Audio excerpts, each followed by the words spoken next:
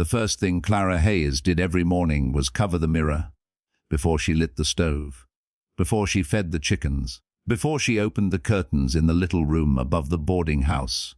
She covered it with a faded blue scarf. Then she could breathe. 3 years earlier, Clara had been known in her town for her bright smile and fearless spirit. She worked at her father's small bakery, sang in the church choir, and dreamed of opening a cafe with windows full of flowers. But one terrible accident changed everything. A lantern fire had swept through the bakery one winter night. Clara survived, but scars remained along one side of her face and neck. The pain of healing had been difficult. The stares afterward were worse. People tried to be kind, but Clara saw their surprise before they found the right words. Children sometimes stared too long. Strangers looked away too quickly. Even friends became nervous around her, afraid of saying the wrong thing. So Clara left. She traveled west, hoping a new town would mean a new beginning. Instead, she found a quiet job cleaning rooms at a frontier boarding house in a small valley surrounded by mountains. She worked before sunrise. She worked after dark, and she avoided every mirror. The townspeople knew little about her. They only knew that the quiet woman with the long brown hair kept her face turned away whenever anyone spoke to her. Then one spring afternoon, a cowboy named Ely Turner arrived at the boarding house. Ely was not like the loud ranch hands who filled the dining room with stories and laughter. He was quiet, broad-shouldered, and weathered by years of working alone on his ranch. He had kind eyes, though Clara noticed them only because he never stared at her scars. He simply looked at her. Not past her, not through her, at her. "Thank you, ma'am," he said when she brought him coffee. Clara nodded and hurried away. The next day he returned for breakfast, then the next. At first, Clara assumed he liked the food. But the cook laughed one morning and whispered, "That cowboy could eat at the saloon for half the price. He's here because he likes your coffee." Clara felt heat rise in her cheeks. She did not want anyone to like her. Liking someone meant seeing them, and being seen had become the thing she feared most. One afternoon, while carrying linens to the back porch, Clara heard a horse stumble near the hitching post. A young boy named Tommy, who often ran errands for the town, had fallen while trying to climb onto the animal's saddle. His knee was bleeding, and he was crying hard. The people nearby froze.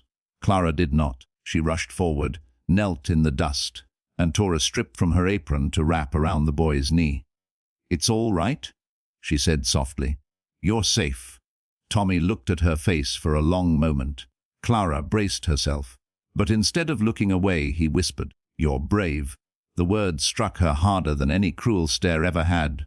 Before Clara could answer, Ely stepped closer and helped the boy stand. "She is," he said. Clara turned away quickly, pretending to gather the fallen supplies.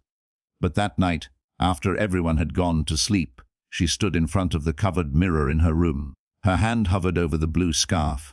For years she had believed the mirror showed her everything she had lost. Her old face, her old life, her old dreams. She could not bring herself to uncover it. Not yet. But for the first time, she wondered if perhaps the mirror had not been telling her the whole truth. And somewhere downstairs, Ely Turner sat by the boarding house fire, thinking about the quiet woman who had rushed into the dust to comfort a frightened child. He had seen the scars on her face, but what stayed in his mind was the courage in her heart. A week later, a storm rolled through the valley. Rain turned the streets to mud, wind tore loose signs from storefronts, and lightning flashed over the mountains like fire in the sky. By evening, word spread that Ely Turner's ranch had been damaged. Part of his barn roof had collapsed, and one of his hired hands had been injured. Clara heard the news while setting plates in the boarding house dining room. Without thinking, she packed bandages, clean cloth, and medicine into a small bag. The cook stared at her. "Where are you going?" "To the Turner Ranch." "You can't ride out there in this weather." Clara looked toward the dark window. Someone needs help. When Clara arrived, soaked and shivering, Ely was trying to hold a frightened horse still while his injured ranch hand lay near the barn. The roof had fallen beside him, leaving a deep cut across his arm. Ely looked up in surprise when he saw Clara. "You shouldn't be here." "Neither should you." she replied, already kneeling beside the injured man. For hours, Clara worked beside Eli. She cleaned the wound, stopped the bleeding, and gave instructions with calm confidence. When the storm finally began to weaken, the ranch hand was resting safely inside the house. Eli stood near the doorway, watching Clara dry her hands by the fire. "You knew exactly what to do," he said. "My mother was a nurse," Clara answered.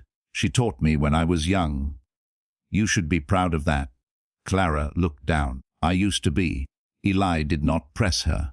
Instead, he poured her a cup of coffee and sat across from her at the rough wooden table. The ranch house was simple.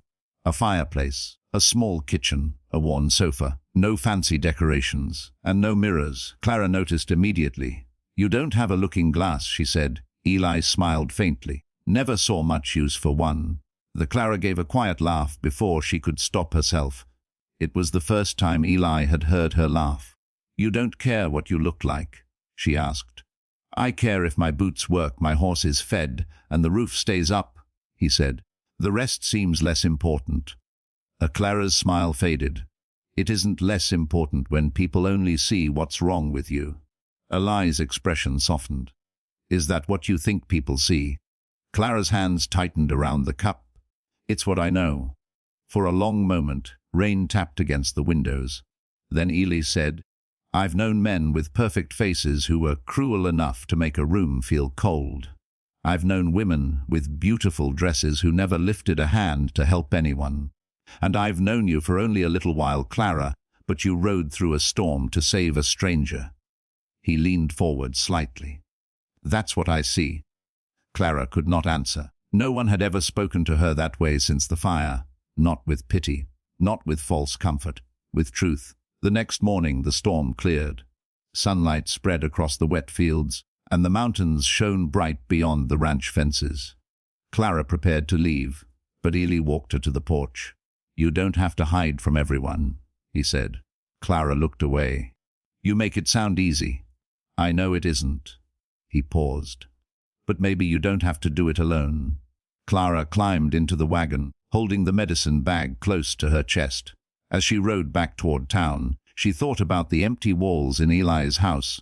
No mirrors, no judgment, no reflection waiting to punish her. For the first time in years, she did not feel relief at the thought of hiding. She felt tired of it. That night, she stood before the mirror in her room again. The blue scarf still covered the glass.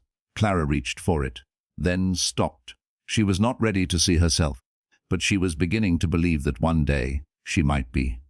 Summer came slowly to the valley, bringing wildflowers to the hills and laughter back to the town streets. Clara began spending more time at Eli's ranch. At first, she told herself she was only helping with the injured ranch hand's recovery. Then she helped organize supplies in the kitchen. Later, she began teaching Eli's young niece, Rose, who had come to stay after losing her parents, how to read and write. Rose adored Clara. She followed her through the ranch house, asked endless questions, and once declared that Clara made the best apple pie in the entire West. But Rose also noticed Clara's habit of turning away from reflective windows. One afternoon, while they picked flowers near the porch, Rose held up a shiny silver spoon and giggled at her own reflection. "Look," she said, "my face is upside down." Clara smiled. Then Rose looked at Clara's reflection beside hers. "Why don't you like mirrors?" she asked. Clara's heart tightened. Before she could answer, Rose said, "I think you look like a princess who fought a dragon." Clara blinked. "A princess?" Rose nodded seriously. "The dragon hurt you, but you won." The little girl's words stayed with Clara all day. That evening, Eli found her sitting alone on the porch as the sun set behind the mountains. "Rose told me what she said," he said gently. Clara covered her face with one hand. "She shouldn't have to see me like this." Eli sat beside her. "Lara, she sees you as someone who survived." "I don't feel like I survived," Clara whispered. "I feel like I disappeared." Eli was quiet for a moment. Then he stood and walked inside. When he returned, he carried something wrapped in cloth. He placed it in Clara's lap. "I found this in my mother's things," he said. "I was going to throw it away." Clara unfolded the cloth. Inside was a small hand mirror with a wooden frame. Her breath caught. I can't, she whispered. You don't have to, Eli said. Not tonight, not tomorrow. But when you are ready, I want you to see what I see. Clara held the mirror in both hands. For several minutes, she stared only at the back of it. Then Rose came running from the house, carrying a crown she had made from wildflowers. For Princess Clara, she announced. She placed it gently on Clara's head. Eli smiled. Rose stepped back proudly. No look. Clara's hands shook. The world seemed to grow silent. Slowly, she lifted the mirror. At first, she saw the scars, the familiar marks she had spent years fearing. But then she saw other things too. She saw tired eyes that had learned to be gentle. She saw a face that had comforted a frightened child. She saw a woman who rode through a storm to help someone in need. She saw the flower crown sitting crookedly in her hair, and behind her, reflected in the porch window, she saw Eli and Rose smiling at her, not with pity but with love. Clara began to cry, not because she hated what she saw, but because, for the first time, she did not. Eli knelt beside her. You were never less because of what happened to you, he said. You are stronger because you kept going. The Clara looked at him through tears. I thought I had lost myself. Eli shook his head. You were there all along. Months later, Clara opened a small reading room in town for children and travelers. She filled it with books, flowers, and a bright window facing the mountains. Above the door hung a hand-painted sign, the Brave Heart Library, and inside, near the front desk, Clara placed one small mirror. Not to remind herself of what she had lost, but to remember the woman she had found again. If this story touched your heart, please like the video, subscribe to the channel, and share it with someone who may need a reminder of their own strength. Because sometimes the kindest thing another person can do is help us see what pain tried to hide. We are still worthy. We are still beautiful. And we are never beyond finding our way home.